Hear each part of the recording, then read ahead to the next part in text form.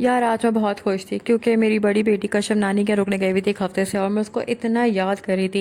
लेकिन कल रात में जाके उसको वापस लेके आ गई थी। अच्छा जी, तो आज कैसे आ रही थी सुबह तो हमने बच्चों को नाश्ते के अंदर मैंगो शेक बना कर दिया है। बाकी डे केयर के लंच के लिए बच्चों को मैंने रेडीमेड चीज़ें ही दी, जैसे कि मैंने उनको फ्रूट्स दे दिए, अंगूर थे, आम था, केक्स कुछ बेकरी से ले आई थी मैं रात में ही, और चिप्स वगैरह दे दिए थे। टबरों के अंदर हलीम और बिरयानी रखी हुई थी। बस ये सारी चीज़ें मैं उनको डे केयर के लिए पैक करी और ये सब पैक करके हम लोग डे केयर ऑफिस जाने के लिए रवाना हो गए। बाकी यार बीच का दिन तो इतनी स्पीड में जाता है पता ही नहीं चलता और शाम हो जाती है। शाम को बच्चों को लेने के लिए पिक करने के लिए जब मैं आई डे केयर में तो बड़ी वाली बेटी ने मेरी शक्ल देखते ही रोना डाल दी कि मुझे नानी के घर दोबारा छोड़ के आ जाए। इनफैक्ट वो तो कल रात ही आना नहीं चाह रही थी। जब मैं उसको लेने के लिए गई तो वो कहीं छुप गई। बड़ी मुश्किलों से उसको लेकर आई थी मैं, और मेरा उसके बगैर बिल्कुल भी दिल नहीं लगता।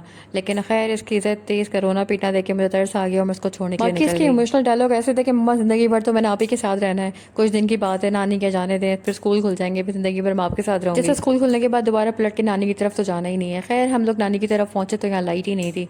अजीब हालात है कराची के। घर पे गैस नहीं है, यहाँ पर पहुंचे लाइट नहीं है, गर्मी इतनी शदीद की, भूख से हाल अलग इतना बुरा हो रहा था।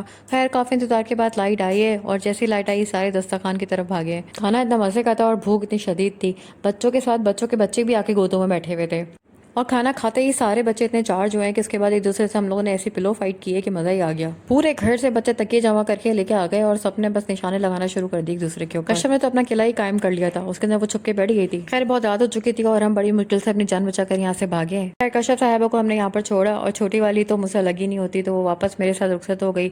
हम दोनों घर पहुंचे, हम बहुत शदीद थक चुके थे और घर जाते ही बस बिस्तर पे पड़ के हम सो गए। अब हम आपसे मिलते हैं अगले वीडियो के अंदर, तब तक अपना बहुत सारा ख्याल रखिएगा।